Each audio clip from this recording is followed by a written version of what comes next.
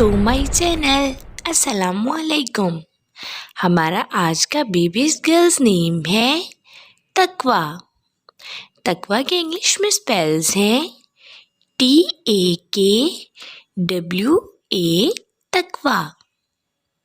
इस नेम का मज़हब है इस्लाम और इस नेम का जिन्स है लड़की। ये एक इस्लामिक नेम है और लड़कियों के लिए रखा जाता है ये नाम। तकवा इस नेम के मायने हैं पारसाई इबादत गुजारी। तकवा इस नेम के हरूफ की बात करें तो उर्दू में इसके 4 हरूफ के साथ एक लफ्ज़ बनता है तकवा और इंग्लिश में इसके 5 वर्ड 1 लेटर तकवा। इस नेम की तफसील जान लेते हैं।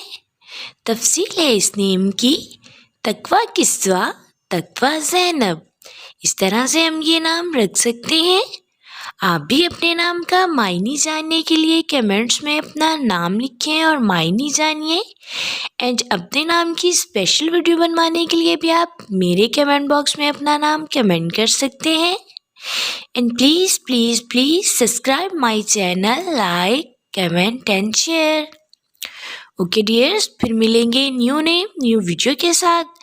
अपना ख्याल रखिएगा, दुआओं में याद रखिएगा। अल्लाह हाफिज़।